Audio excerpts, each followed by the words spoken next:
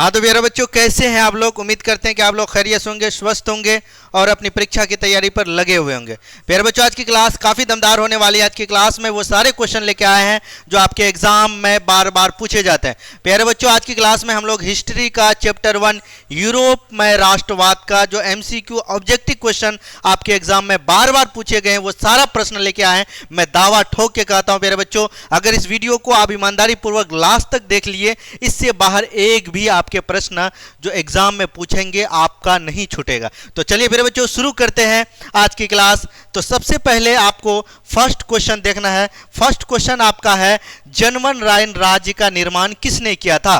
काफी इंपॉर्टेंट सवाल है। अगर आपको यकीन नहीं होता मेरे प्यारे बच्चों, यहां आप देख सकते हैं क्या लिखा हुआ है 2023 में ये प्रश्न, 2022, 2016, 2014।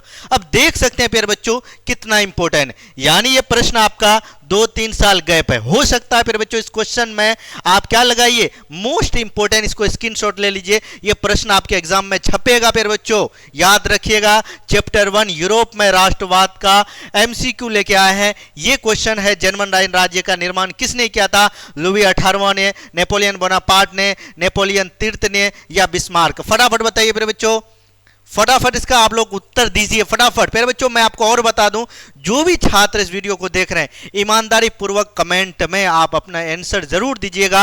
लास्ट में टोटल में 50 प्रश्न कराने वाला हूं और अपना स्कोर जरूर बता के दीजिएगा प्यारे बच्चों। राइट ऑप्शन होगा, ऑप्शन नंबर आपका क्या होगा प्यारे बच्चों, नेपोलियन बोनापार्ट ने जर्मन राइन राज्य का निर्माण किया था। कब किया था, 1806 ईस्वी को प्यारे बच्चों क्या किया था, जर्मन राइन राज्य का निर्माण किया था। कौन किया था, नेपोलियन बोनापार्ट। याद रखिएगा, काफी इंपॉर्टेंट सवाल है, 1 नंबर आपके एग्जाम में ऐड हो जाएगा। ठीक है प्यारे बच्चों, चलिए अगला प्रश्न हम लोग देखने वाले हैं। इटली के एकीकरण में निम्न में से, क्या पूछ रहा है प्यारे बच्चों, निम्न में से किनका योगदान था। 2023, 2022 देख रहे हैं मेरे बच्चों, 2026 में छपेगा। विक्टर एमुनियल का, गेरिबाल्डी और मेजनी साहब का, काउंट कोबर का या इनमें से सभी। मेरे बच्चों आपको हमने बहुत अच्छे से डिटेल से पढ़ाया है। इटली के एकीकरण के लिए ये सारे जो नेता है, ये सारे जो व्यक्ति है, क्या है उनका भूमिका है। विक्टर एमुनियल साहब ये भी क्या थे, वहां के शासक थे, इन्होंने इटली का एकीकरण किया है। गेरिबाल्डी साहब ने, इनका भी भागीदारी है। मेजनी साहब को मसीहा कहा जाता है इटली का एकीकरण का। काउंट कोबर साहब को, ये भाई साहब विक्टर एमुनियल साहब ने क्या किस पद पर नियुक्त किया था मेरे बच्चों, बताइए किस पद पर, प्रधानमंत्री मत क्या किया था, मंत्री पद पर इसको क्या किया था मेरे बच्चों, इसको पद दिया गया था। काउंट कोबर कैसा नेता था, कूटनीतिज्ञ था मेरे बच्चों। इसकी मृत्यु जो हुआ था कब हुआ था, 1862 ईस्वी में। ये भाई साहब का क्या हुआ था मेरे बच्चों, मृत्यु हो गया था। इन्होंने जो इटली का एकीकरण है वो नहीं देख पाया अपने आंखों से मेरे बच्चों, इनकी बीच में ही मृत्यु हो गया। क्योंकि आपको पता होगा इटली का एकीकरण कब हुआ था, जल्दी से आप लोग कमेंट कीजिए। चलिए इसका राइट ऑप्शन होगा ऑप्शन नंबर डी, क्या होगा मेरे बच्चों, इनमें सभी। यानी इसमें पूछ रहा है इटली के एकीकरण में निम्न से किनका योगदान था। विक्टर एमुनियल साहब का भी योगदान था मेरे बच्चों, गेरिबाल्डी साहब का भी योगदान था, मेजनी साहब का, काउंट कोबर साहब का। यानी इसमें सारे नेताओं का, सारे व्यक्तियों का क्या था, इसमें भागीदारी था। चलिए अगला प्रश्न फिर बच्चों काफी इंपॉर्टेंट है। देख सकते हैं फिर बच्चों वो सारे प्रश्न हम लेके आए हैं जो आपके एग्जाम में बार बार रिपीट होते हैं। 2025 तक जो भी एग्जाम आपका हो गया, बोर्ड एग्जाम या आपका बिहार बोर्ड में जो सेंटर परीक्षा होता है या फिर बच्चों स्कूल में आपके एग्जाम होते हैं, वो सारे प्रश्न हम ऐड कर दिए। कहां से पूछेगा प्यारे बच्चों, बस इतना ही कर लिए ना, गारंटी कहते हैं कि यूरोप के राष्ट्रवाद से एक भी प्रश्न आपके एग्जाम में बाहर नहीं आएगा। रक्त एवं लोह नीति का अवलन किसने किया था। काफी वायरल क्वेश्चन फिर बच्चों, क्या लिखा हुआ, मेजनी, हिटलर, बिस्मार्क, विलियम प्रथम। फटाफट बताइए किसने फिर बच्चों रक्त एवं लोह नीति का अवलन किसने किया था फिर बच्चों। आपको पता होगा इसका राइट ऑप्शन क्या होगा फिर बच्चों, बिस्मार्क साहब ने किया था। 2023, 2020, 2017, 2011 में ये प्रश्न आपके बार बार रिपीटेड है। आप देख सकते हैं कितने इंपॉर्टेंट फिर बच्चों। चलिए अगला प्रश्न हम लोग देखने वाले हैं। फ्रांसीसी क्रांति कब हुई थी। यही क्रांति की वजह से तो पूरी दुनिया में राजतंत्र खत्म हो गया फिर बच्चों, लोकतंत्र स्थापित किया। वो क्रांति है पूरे यूरोप के साथ साथ पूरे विश्व में प्रभावित किया है। फटाफट बताइए कब हुई थी फिर बच्चों, 1789 कब, 1804 में या 1871 में या 1817 में, कब हुआ था फिर बच्चों, फटाफट कमेंट कीजिए। उम्मीद करते हैं कि आप लोग कमेंट कर चुके होंगे। फिर बच्चों ये सारा रसगुल्ला वाला सवाल है फिर बच्चों, क्या फिर बच्चों, रसगुल्ला वाला सवाल। ऑप्शन नंबर आपका ए करेक्ट होगा। 1789 में फ्रांसीसी क्रांति हुआ था फिर बच्चों। फटाफट बताइए किस कारण से प्रभावित था, कारण बताइएगा फिर बच्चों। हिगेल किस देश के दार्शनिक था। 2023 में प्रश्न पूछा है, फ्रांस का, इटली का, जर्मनी का, ऑस्ट्रेलिया का। पता है हिगेल से कौन प्रभावित था, फटाफट कमेंट कीजिए। हिगेल को कौन अपना दार्शनिक मानता था, जो उनसे प्रभावित थे, उनके विचारों से, आप लोग कमेंट कीजिएगा। फिर बच्चों आपका राइट ऑप्शन ऑप्शन नंबर क्या होगा, सी होगा। क्या होगा फिर बच्चों, फटाफट बताइए क्या होगा, जर्मनी। क्या होगा फिर बच्चों, मेरे बच्चों जर्मनी इसका राइट ऑप्शन होगा। क्या होगा, जर्मनी। क्या होगा फिर बच्चों, जर्मनी इसका करेक्ट ऑप्शन। चलिए अगला प्रश्न है, कुशोथ का संबंध किस देश से है, ऑस्ट्रेलिया से या यूनान से या पोलैंड से या हंगरी से। काफी इंपॉर्टेंट सवाल। क्या होगा फिर बच्चों, फटाफट बताइए, फटाफट बताइए। इसका देख रहे हैं फिर बच्चों, उत्तर दिया हुआ है। कौन कौन चीटिंग कर लिया फिर बच्चों, फटाफट। ऑप्शन नंबर आपका क्या होगा, हंगरी। क्या होगा फिर बच्चों, हंगरी। चलिए अगला प्रश्न हम लोग देखने वाले हैं, लाल कुर्ती नामक संगठन का किसने क्या किया था, फटाफट बताइए, किसने इसका विकास किया था, किसने इस लाल नमक कुर्ती का गठन किया था फिर बच्चों। मेजनी साहब ने, खान अब्दुल खान गफ्फार साहब ने, श्री राजगोपालचारी ने, सरदार वल्लभ भाई पटेल ने, किसने किया था फिर बच्चों। आपको पता होगा खान अब्दुल खान गफ्फार को सीमान गांधी के नाम से भी जाने जाते हैं। इन्होंने फिर बच्चों भारत के विदेश वाले व्यक्ति, भारत में बहुत सारा आंदोलन है उनका सहयोग किया है, अंग्रेजों के नाक में दम कर दिया था फिर बच्चों। ये व्यक्ति है जिन्होंने क्या किया था, लाल कुर्ती नामक जो संगठन का गठन किया। उसके बाद भारत की स्वतंत्रता में इनका बहुत बड़ा जो योगदान रहा, असहयोग आंदोलन हो, स्वज्ञ आंदोलन हो, वो सारी आंदोलन में इन्होंने भाग लिया, विदेश में रह के भारत का सहयोग किया, इसीलिए इसे सीमान गांधी के नाम से भी जाना जाता है। इन्होंने बहुत सारा पत्रिका भी लिखा है। चलिए अगला प्रश्न हम लोग देखने वाले हैं फिर बच्चों। अगला प्रश्न क्या है बच्चों, मेजनी का संबंध किस संगठन से, फटाफट बताइए। मेजनी का संबंध किस संगठन से है, लाल सेना से है या कालबोरनी से है या डाइट से है या जलवेरेनी से, फटाफट बताइए। लाल सेना का गठन किसने किया था, अगर कोई जानते हैं बताइएगा। डाइट किसे कहते हैं ये बताइएगा। फिर बच्चों इसका जो राइट आंसर होगा ऑप्शन नंबर आपका बी होगा।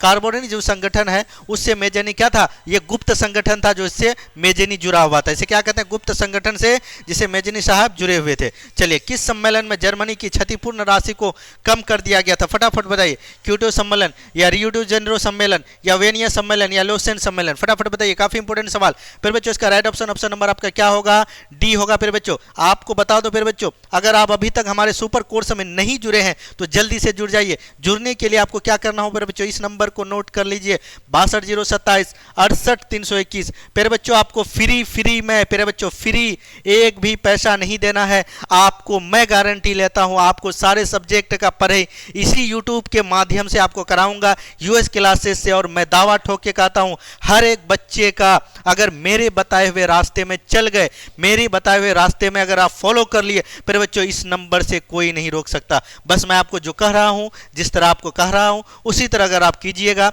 इसीलिए आप इतना नंबर ला सकते हो। नहीं तो फिर बच्चों आप कहीं भी पर हो, कोई दिक्कत नहीं है। बस अगर आप मेरे साथ जुड़ना चाहते हो, अगर आपके पास पैसा नहीं है, आप सोच रहे हो कि कैसे तैयारी करें जो बेहतर नंबर लाएं, तो आप सुपर कोर्स ज्वाइन कीजिए, ये आपको फ्री में मिलेगा। इस नंबर को नोट कीजिएगा, 62 68 321।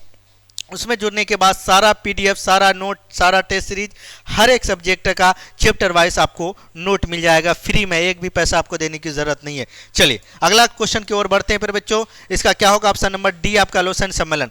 वीनिया कांग्रेस का मुख्य उद्देश्य क्या था, वेनिया कांग्रेस का मुख्य उद्देश्य आपको पता होगा फिर बच्चों क्या था। उन्होंने जो नेपोलियन बोनापार्ट, फिर बच्चों नेपोलियन बोनापार्ट जो सुधार किया था, वो सारे सुधार को खत्म करके फिर से जो लुई 16वां जो है, जो शासन व्यवस्था चला रहा था, जो राजतंत्र व्यवस्था था, उसको लागू करना। आपको पता होगा नेपोलियन बोनापार्ट ने बहुत सारा फ्रांस में सुधार किया था, राष्ट्रवाद भावना को जगाया और लोकतंत्र की स्थापना किया था। वो सारे चीजों को ये क्या कर रहे थे, फिर से बदलना चाहता था। यानी वीनिया कांग्रेस जो था उसका मुख्य उद्देश्य था, ऑप्शन नंबर आपका सी होगा। क्या होगा, राजतंत्र को पुनः स्थापित करना, यानी राजाओं वाला जो शासन था उसको फिर से लागू करना। समझ रहे मेरे बच्चों। चलिए अगला प्रश्न हम लोग देखने वाले हैं। प्रश्न वेनिया सम्मेलन कब हुआ था, रसगुल्ला वाला सवाल। क्या है मेरे बच्चों, रसगुल्ला वाला सवाल। 1815, 1818, 1820, 1848। काफी रसगुल्ला वाला सवाल। ये प्रश्न छपेगा फिर बच्चों, ये काफी इंपोर्टेंट। आप देख सकते हैं 2022-2020 में प्रश्न आपका क्या होगा, ऑप्शन नंबर ए 1815 ईस्वी में। चलिए अगला प्रश्न देखते हैं बच्चों, काफी इंपोर्टेंट है। काउंट कोबर को विक्टोरिया मेमोरियल ने किस पद पर नियुक्त किया था, अभी हमने बताया फिर बच्चों, फटाफट कमेंट कीजिए। सेनापति, फ्रांस में राजपूत, प्रधानमंत्री, गृह मंत्री, किस पद पर बच्चों, काफी इंपोर्टेंट सवाल है। देखते हैं कौन कौन इसका जवाब दे पाते हैं। फटाफट प्यारे बच्चों, राइट ऑप्शन ऑप्शन नंबर आपका सी होगा प्यारे बच्चों, सी होगा। प्यारे बच्चों ये जो चैप्टर है हम दोबारा करा रहे हैं क्योंकि काफी इंपॉर्टेंट है, इसीलिए इस चैप्टर को हम दोबारा कर रहे हैं। प्यारे बच्चों मैं बता दूं हिस्ट्री का, प्यारे बच्चों आपको हिस्ट्री का चैप्टर 1 से 5 तक आपका प्ले लिस्ट बना हुआ है, उसमें चैप्टर वाइज एमसीक्यू डाला हुआ है, उसके बाद फिर आपको सब्जेक्टिव मिलेगा। उसी तरह आपका geography, economics, political, biology, chemistry, physics, उसके बाद नॉन हिंदी, हिंदी, संस्कृत, मैथ, सारे सब्जेक्ट का आपको चैप्टर वाइज एमसीक्यू और सब्जेक्टिव सारा आपको अवेलेबल मिलेगा इसी यूएस क्लासेस में। आपको घबराना नहीं है, बस आप हमारे साथ जुड़कर मैं जो जो आपको कह रहा हूं उतना मेहनत कीजिए प्यारे बच्चों, ज्यादा समय नहीं, बस आप हमें 10 घंटा दीजिए प्यारे बच्चों, 10 घंटा आप हमें दीजिए, बस मैं आपको वो टॉपर बना के निकलाऊंगा, तो आप बोलते रहेंगे और यूएस क्लास आपको हमेशा आपके जबान में रहेगा। चलिए अगला प्रश्न है, काफी इंपॉर्टेंट सवाल है प्यारे बच्चों। क्या लिखा हुआ है? जलवरीन संबंधन किससे है प्यारे बच्चों? क्रांतिकारी से, व्यापारी से, विद्वानों से, पादरी सामंतों से। फटाफट बताइए ये जो है संस्था कब बनाया गया था, आपको कमेंट करना है। फिर बच्चों आपको पता है व्यापारियों के लिए ये क्या गया था, ये संगठन बनाया गया था, ये संस्था की स्थापना किया गया था।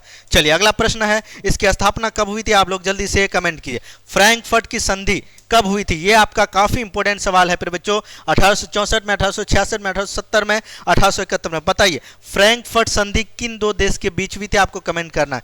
कब हुई थी? 1871 में। कब हुई थी फिर बच्चों? 1871 में। किसके किसके बीच फिर बच्चों?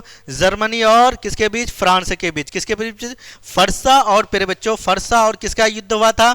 फरसा और फ्रांस के बीच युद्ध हुआ था, उसमें फ्रांस की हार हो गई थी। हारने के बाद फिर बच्चों आपके किताब में लिखा हुआ है एक महाशक्तिशाली का पतन हुआ, दूसरा महाशक्ति का क्या हुआ? उदय हुआ। यानी जर्मनी जो देश है उभरा, समझ रहे, और जो फ्रांस है वो डूबने लगा, उनकी शक्ति का पतन खत्म होने लगा, कमजोर पड़ने लगा।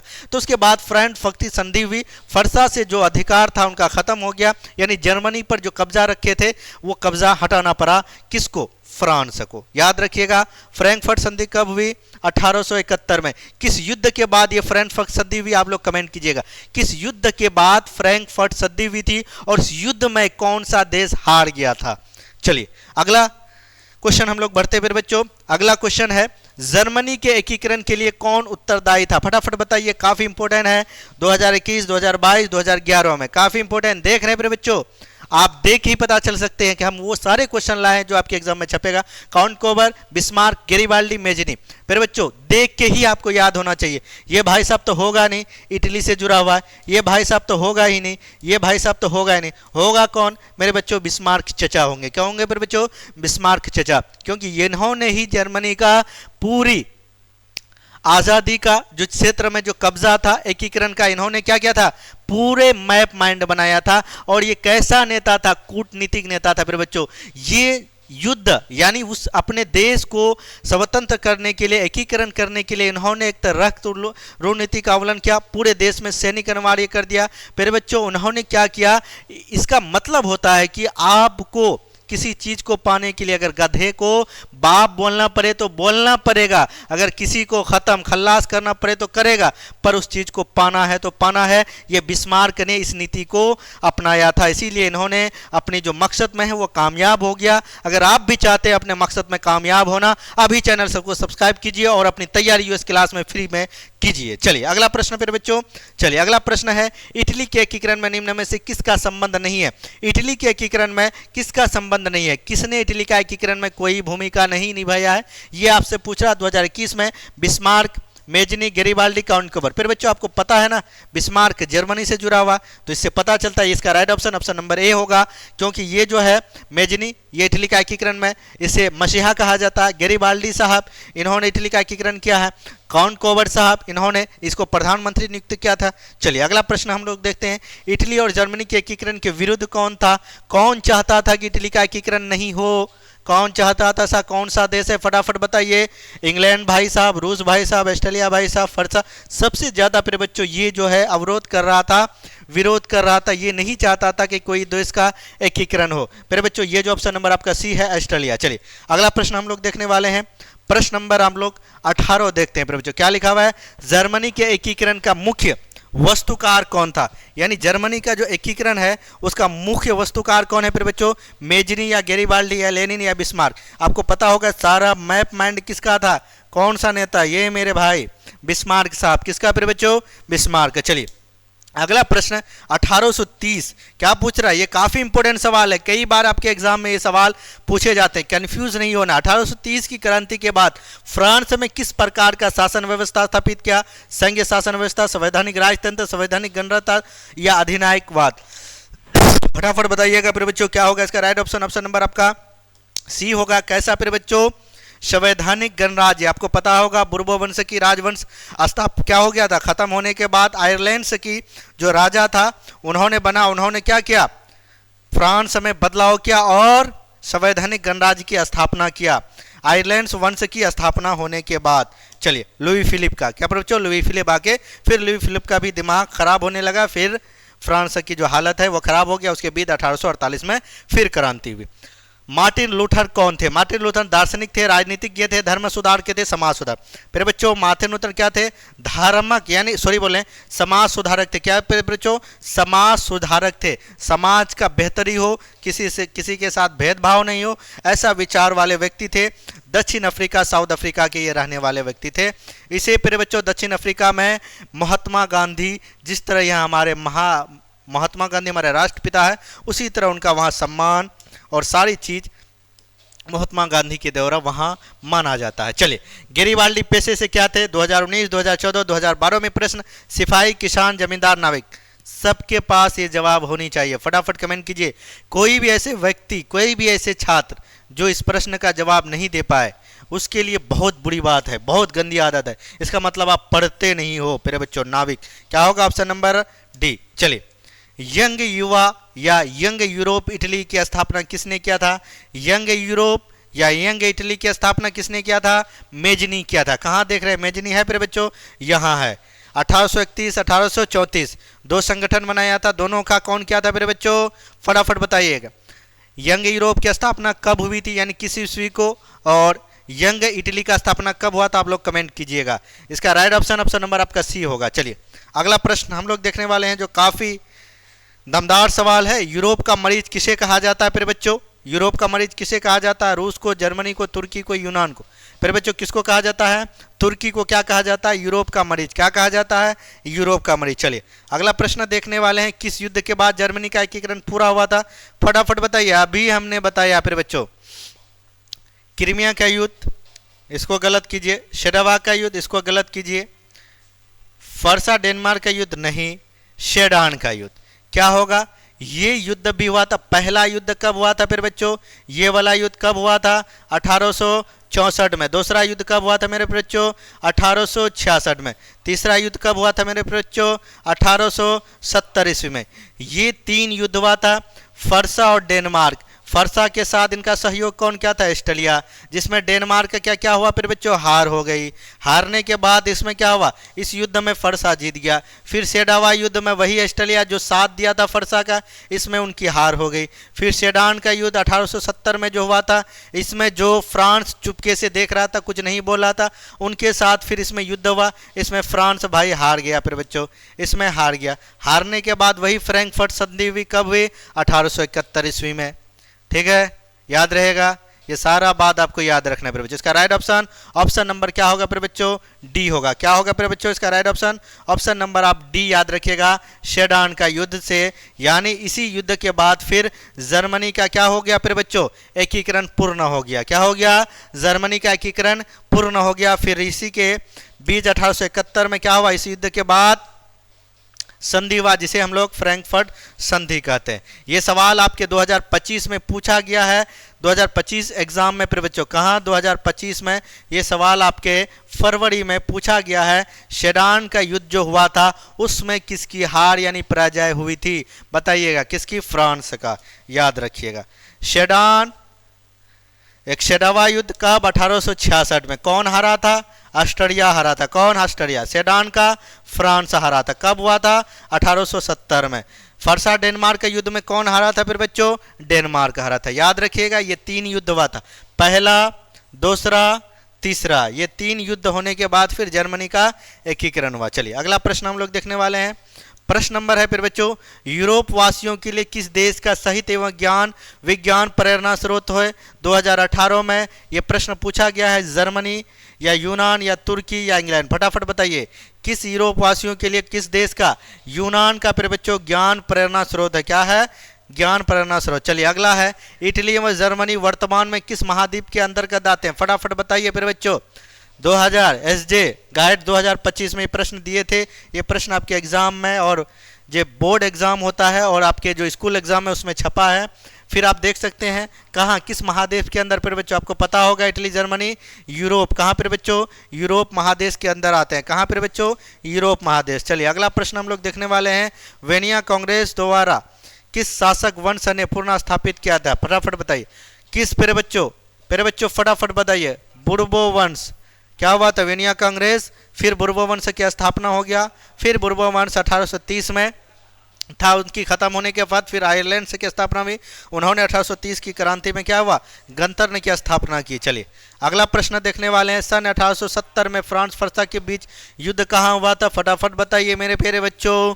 इसका राइट ऑप्शन क्या होगा? काफी इंपॉर्टेंट सवाल है, अभी हमने इसका पूरे डिटेल से एक्सप्लेन कर दिए हैं। आपको बताना इसका राइट ऑप्शन। जिन्होंने ये जवाब नहीं दिया उनके लिए बहुत अच्छे मैसेज है, वो मैसेज आप कमेंट में देख लीजिएगा फिर बच्चों। उनके लिए वो रखे हैं। क्या होगा फिर बच्चों? अभी हम बताएं, सेडान युद्ध कब हुआ था? 1870। किसकी हार हुई? फ्रांस का। जीता कौन? फरसा। किसका उदय हुआ? जर्मनी का। कौन सा संधि हुआ? फ्रैंकफर्ट संधि। कब हुआ? 1871 में। चलिए बिस्मार्क निम्न में से क्या था फिर बच्चों? बिस्मार्क निम्न में से क्या था फिर बच्चों? ये था क्या? कूटनीतिज्ञ। वो किसी चीज को पाने की चाहत में जहां तक हो सके गिरना हो, किसी को कुछ करना हो, धकेलना है या डालना है, कुछ भी करना है फिर बच्चों, वो उस चीज को पाना है तो पाना है। इसीलिए कैसा थे? कूटनीतिज्ञ थे। चलिए अगला सवाल देखते हैं। अगला सवाल है फिर बच्चों, 1829 में इंडियन पूर्ण की संधि किस देश के साथ हुई थी? फटाफट बताइए, किस देश के साथ फिर बच्चों? आपको पता होगा, यूनान में किसका अधिकार था, किसका कब्जा था मेरे बच्चों? तुर्की का। तो यानी इसका राइट ऑप्शन नंबर ए होगा, तुर्की। क्या होगा फिर बच्चों? तुर्की। चलिए काफी इंपोर्टेंट सवाल है, कई बार 1829 में इंडियन पूर्ण जो संधि हुई थी ये पूछता है। तो 1789 में फ्रांसीसी क्रांति के समय वहां किस राजवंश का शासक था? फटाफट बताइए।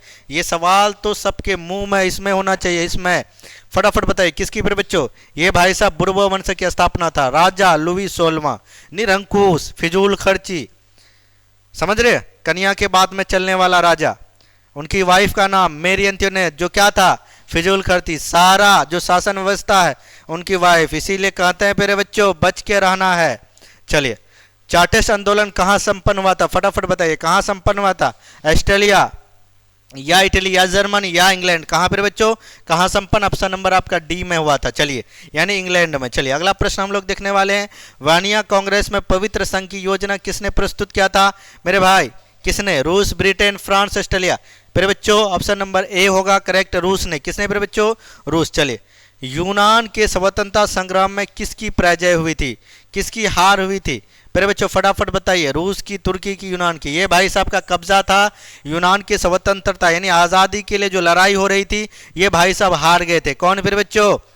तुर्की भाई साहब। चलिए अगला प्रश्न देखने वाले हैं, जर्मनी के एकीकरण के लिए बिस्मार्क ने कितने युद्ध किए थे?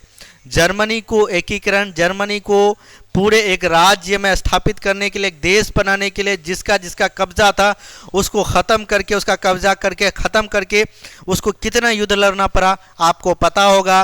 पहला युद्ध जो था मेरे बच्चों क्या था? डेनमार्क और फरसा के बीच। दूसरा युद्ध क्या था मेरे बच्चों? शेडान और मेरे बच्चों बताइए शेडावा युद्ध, उसमें कौन था? ऑस्ट्रेलिया और फरसा। तीसरा युद्ध फिर बच्चों हम लोग पढ़े हैं जो था शेडान में हुआ था, उसमें कौन कौन थे? फरसा और फ्रांस था।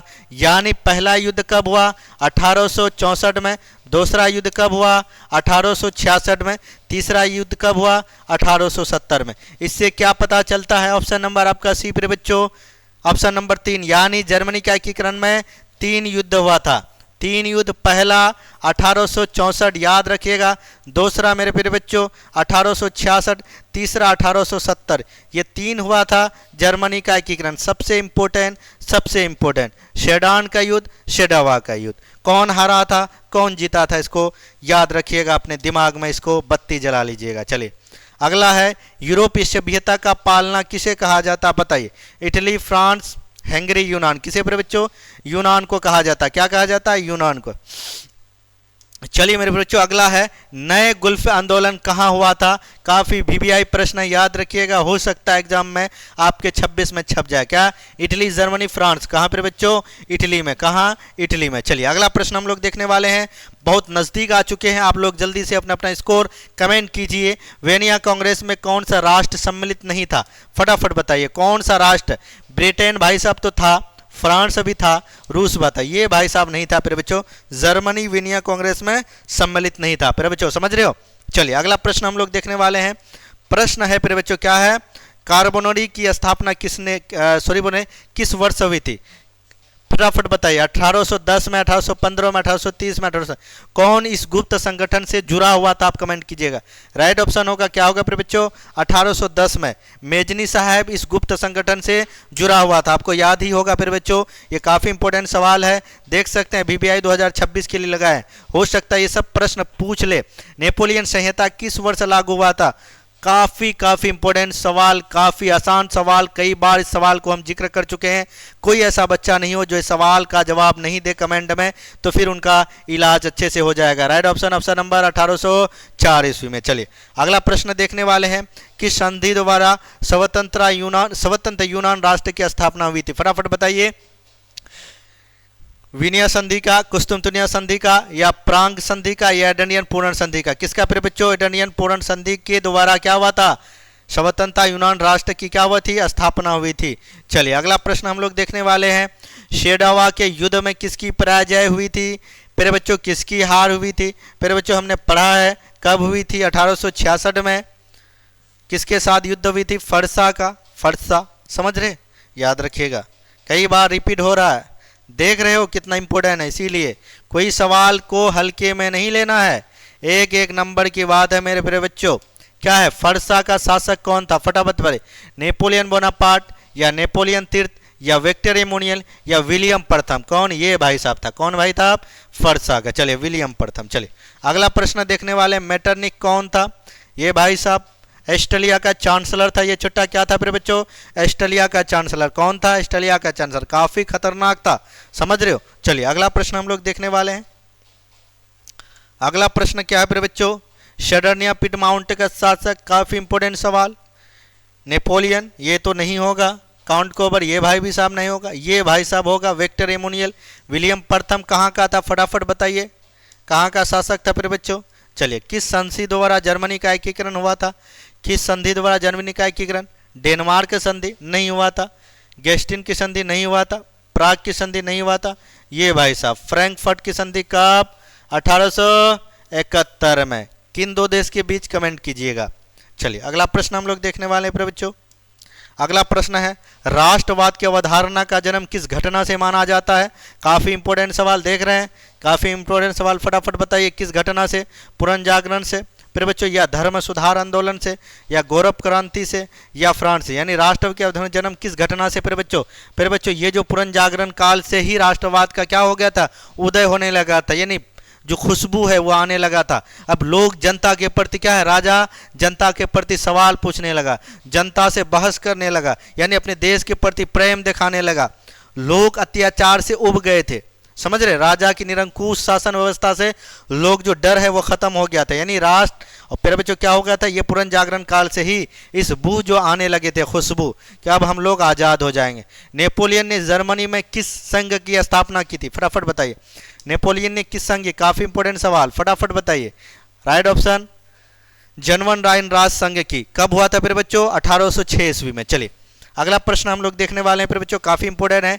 निम्नलिखित में से किसने गैरिबाल्डी की जीवनी, काफी इंपॉर्टेंट सवाल, ये प्रश्न एग्जाम में छपेगा, इसको नोट कर लो फिर बच्चों, काफी इंपॉर्टेंट, ये छपेगा ही, देख लीजिएगा फिर बच्चों, ये छपेगा, क्योंकि ये आपके त्रैमासिक एग्जाम परीक्षा में ये प्रश्न छपा है, तो इसीलिए हो सकता है कि आपके एग्जाम में छपेगा। किसने गैरिबाल्डी की जीवनी लिखा था? फिर बच्चों मेजनी ने, या महात्मा गांधी ने, लाला लाजपत राय ने? फिर बच्चों राइट ऑप्शन, ऑप्शन नंबर आपका सी। ये प्रश्न आपके गैरिबाल्डी जो पढ़ोगे उस टॉपिक में वहां दिया हुआ है। लाला लाजपत राय क्या थे? गैरिबाल्डी से प्रभावित थे, इसीलिए उनकी जीवनी लिखा था। कौन? लाला लाजपत राय, भारत के बहुत महान क्या है, क्रांतिकारी नेता है। चलिए, ये भी प्रश्न आपके एग्जाम में आए हुए हैं। निम्न में से किसने अपने देश में अनिवार्य सेना लागू किया था? फटाफट कमेंट कीजिए, काफी इंपॉर्टेंट सवाल। 2026 में छपने वाला बिस्मार्क, विक्टर एमुनियल, मेजनी या मेटरनिक?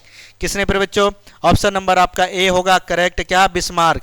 तो द इंट आज हम यहीं तक सवाल रखते हैं, आप लोग अब कमेंट कीजिए किनका किनका 50 में 50 स्कोर आया है, 50 में 50 कौन सा बच्चा लाए हो, फटाफट कमेंट कीजिए।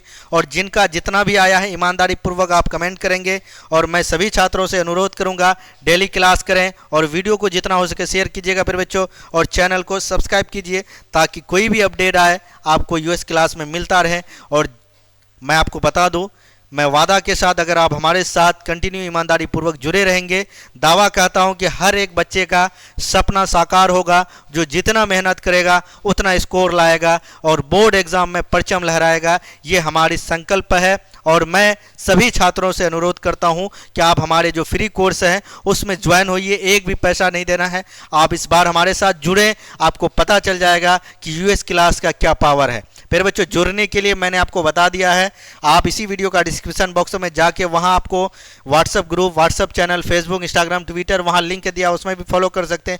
या आप उतना नहीं हो सकता, आपको नहीं समझ में आता है, तो आप ये कर सकते हैं, इस नंबर को नोट कर लीजिए 62 027 68 321। फिर बच्चों 62 027 68 321, इस नंबर पर आपको मैसेज कर देना है व्हाट्सएप में कि हमको सुपर कोर्स में ज्वाइन होना है, तो आपको ऐड कर दिया जाएगा। लगभग फिर बच्चों 100 प्लस स्टूडेंट जुड़ गए हैं, तो आप भी अपना क्या करना है फिर बच्चों, इस सपना को साकार करना है और ज्वाइन होइए। फिर बच्चों मैं बता दूं, हमारे साथ बहुत ऐसे बच्चे जुड़े हैं और खुश हैं, और उम्मीद करते हैं, आशा करते हैं कि वो बच्चे बोर्ड एग्जाम में परचम लहराएंगे। अगर आप चाहते हैं, हमारे ऑफलाइन सेंटर भी जुड़ चलती है जिसका नाम है स्कॉलर्स जर्नी पूर्णिया, जहां आप अच्छे माहौल वातावरण में रह के और हर एक सुविधा उपलब्ध है। वहाँ अगर आपके कोई भाई बहन कोई पढ़ना चाहते हैं, पूर्णिया में हमारी सेंटर है, ब्रांच है, वहाँ भी आप पढ़ सकते हैं। बेहतर तैयारी है, पिछले 5-6 साल से हमारा परचम बिहार बोर्ड में लहरा रहा है। आप भी चाहते हैं कि ऑफलाइन पढ़ें, तो आइए। अगर ऑनलाइन कहीं भी है, कहीं भी घर बैठे, तो हमारे यूएस क्लास आपका स्वागत है, वेलकम है, मोस्ट वेलकम। फिर मिलते हैं नेक्स्ट वीडियो पर। जय Hind, love you, bye, take care.